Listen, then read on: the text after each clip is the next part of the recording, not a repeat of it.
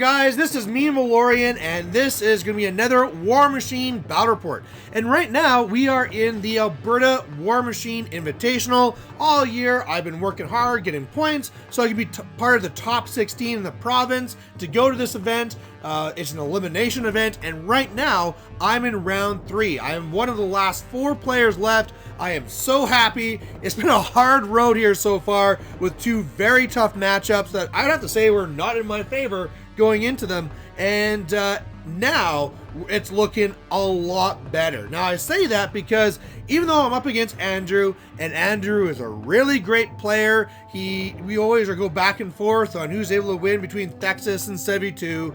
This list I'm running right now with Caine1 is specifically designed to beat Menoth. You know, Menoth sits there and says, haha, you can't shoot me with your non-magical guns. And Caine says, that's cool, we all have magical guns. And it was hilarious to see because before the game, he went and he was like, okay, this is a very important game. I'm going to remake your list in War Room, check out all the rules, and want to look through it. It's like, yeah, of course you can do that. And when he saw Caine and realized what was going to be happening with everybody in my battle group getting magical weapons, you could just see his eyes going wide and saying, oh shit. So yeah, this is definitely one I see in my favor. The Flamebringers will be an issue where I'll have to make sure I shoot them down. But otherwise, yeah, I'm just going to shoot down 1 Jack a turn, eventually either win this one on scenario or assassination. So Andrew got first turn, and right away you could tell that he was playing this game different. Normally he's a very defensive player, and yeah, you could see I have some Menoth choir running at me. So clearly he's like, yeah, I don't care. I'm not able to do my whole choir thing, so let's just rush him. Let's just go. So he really has this main group rushing up the center, and you know, they each have a focus so that they can shrug off an attack I make. Now, the Flamebringers, this surprised me. I thought that forest on the left was perfect for them because they could run up, hide behind the forest, and then zip out. However, what he really wants to get is his Flamebringers to tie up my hunters. So he's kind of losing a turn going over there. I'm okay with that. That's actually fine. I was actually wondering on my turn if my hunters should kind of like move to the left and kind of like avoid them, but those Flamebringers, they're so fast I can't really avoid them anyway. So really on my turn, I just want to do as much damage as possible. And where I think I want to do this is I could go up and attack the Flamebringers. However, the way that Andrew is going to win this game most likely is through assassination. So if I can knock out that arc node, way more important than killing those Flamebringers.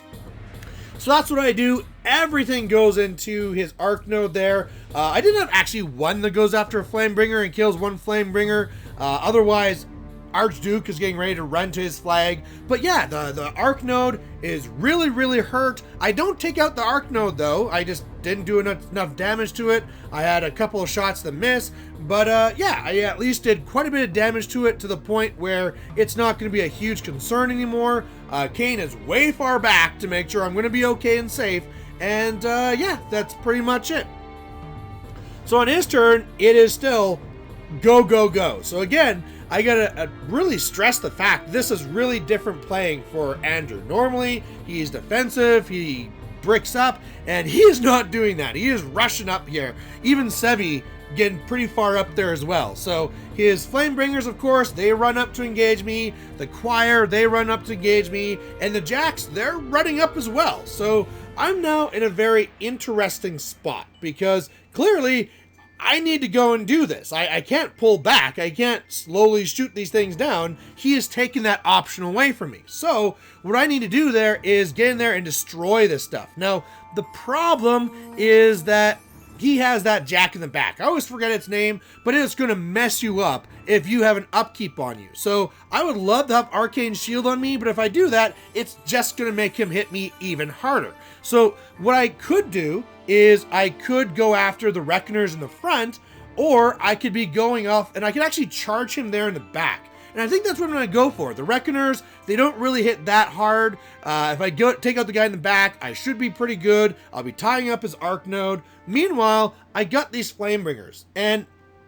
I was trying to figure out what to do with them. I have a couple of options. One, I load them up with focus and I try and hit them in combat. They do have the spell on them right now so that I can't target them with spells, and they're +2 defense, so they're pretty annoying to deal with. The other thing I could do is they could leave. I could take a parting blow and I could shoot them. That could work as well, and then I get my hunters away so we can't engage them. But then I take a free strike, which would really hurt. So after thinking about it, what I decided to do is, and I do this with Caine1 all the time, I'm just going to go up here with Caine, shoot all these people out there who are engaging me, and then the hunters will be free to shoot whatever else I want. Alright, so it goes horribly. This does not go well whatsoever. Basically, Caine starts making his shots. I move over the arcane shield to him. I drop snipe because reasons. And yeah, every time I try and shoot these horses in combat, I miss, and I start doing more damage to my hunters. So that didn't work well whatsoever. Otherwise, I'm able to kill off a couple of the choir people on the right. With swinging my axes, I'm able to kill off one more of these Flamebringers. But yeah, it's basically a huge failure. I am now still completely engaged, and that sucks.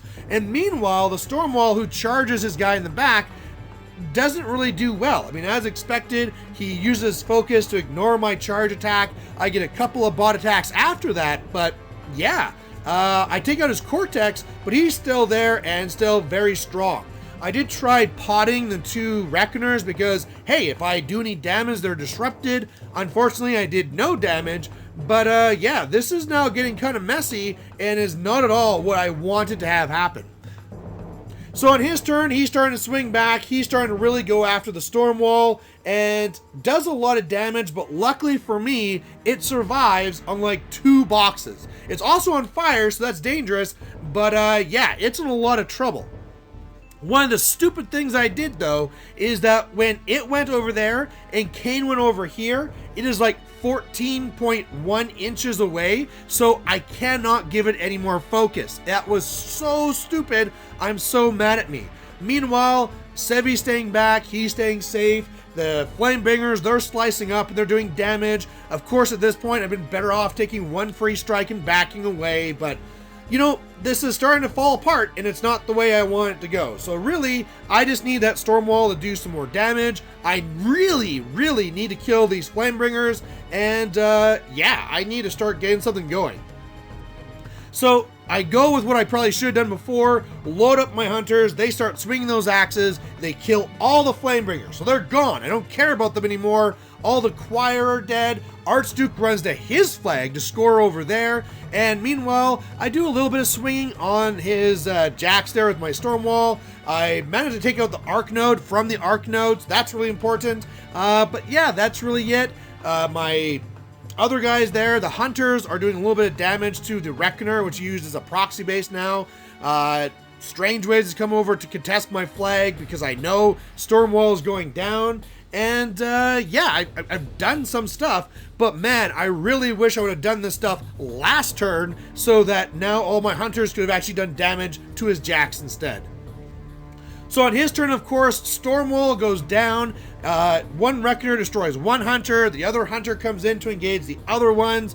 He comes over and kills the Archduke with his feet, actually, so that takes me off there. I'm still, you know, winning 1-0, so that's something, but I'm also at a point now where he could start dominating the center circle, and that would be really, really bad. So at this point here, I am down a Stormwall. He is not down too much, and I'm not in a spot where I can get off the assassination. He's camping way too much. The good news is that he's really down on time. He, on his first couple of turns, spent a lot of time planning out what to do, and so I might be able to win this one by clock. So what my plan is to keep on pushing the scenario game and then just trying to take out one thing at a time. And this turn will be definitely that Arc Node needs to go away. So that's really what happens. I have the 1 hunter that goes up to the flag. That's going to make it 2-0. Meanwhile, Caine goes over, slams back the Reckoner. I start throwing shots into it. It's really starting to feel the pain.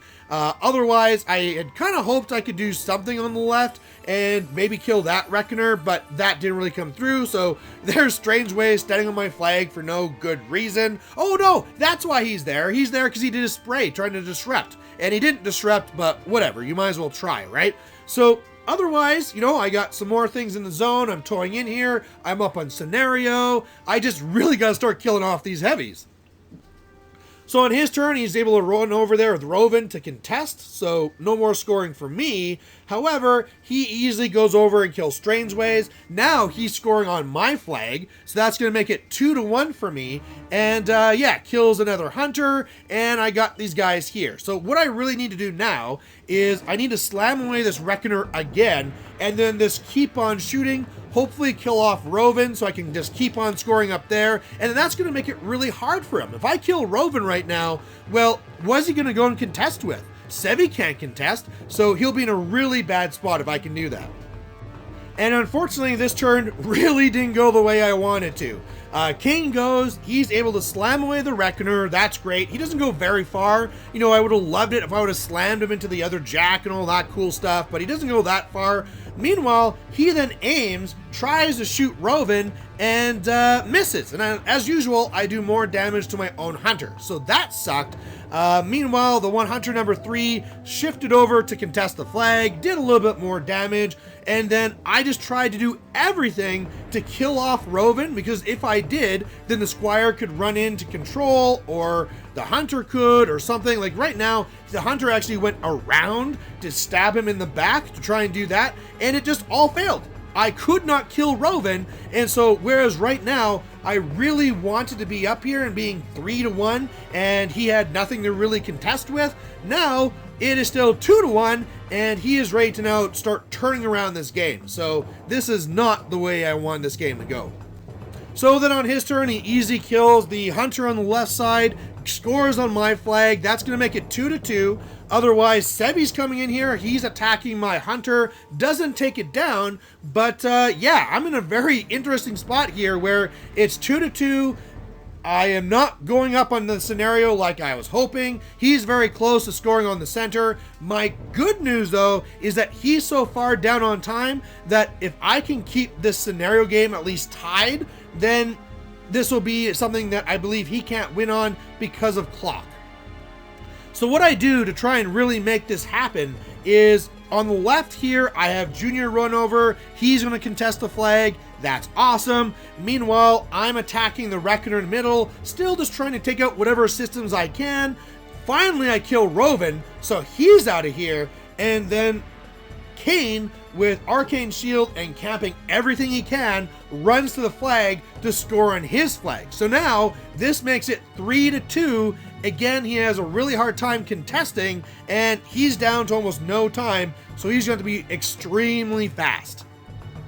However, it turns out Sevy is a little bit more of a combat monster than I thought, and he was able to roll fast enough. Sevy does his thing, so he gets boosted to hits. He comes over, keeps on swinging up against Caine, and he is able to kill me to win my assassination with only 30 seconds left. So, so close. It was a really great game, and in fact, this game ending was one of the most memorable ones I'll have in a long time, because when this game ended, people started clapping, and I didn't even realize it, but all around me, people were watching our game, and it was such an intense, close game that everybody was loving it, everybody was watching it. Of course, it's the semifinals for the AWI as well, so it was just great to be at this level, and hats off to Andrew, because like I said, coming into this game, I give myself all the cards. I am able to shoot him down, I am able to do whatever I want, all of his tricks are gone, and he immediately saw that and found a great strategy to counter that. Some of my mistakes I feel I made in the game was handling the daughters. That was obviously stupid. If I would have gone and just killed them off with axe attacks that first turn, that would have been way smarter so I could actually use my guys later. I think also going after his back jack and not just punching up the Reckoners was a problem as well for the Stormwall. I should have just made sure I take out the one, because charging Sevy2 jacks is silly because they just ignore it anyway. So it is kind of like a big waste. But yeah, I am very happy. Even though I lost, I got the semifinals. I got my first War Machine clap ever, so that's amazing. And in the end, it turned out Andrew won the whole AWI and became the champion of Alberta. So, you know, if you're gonna lose somebody, lose to the champion, right? So there you guys go. This is now the end of all the content from Grotscon. I hope you enjoyed it. If you have any comments, please post them down below, and otherwise, we'll see you later. Bye.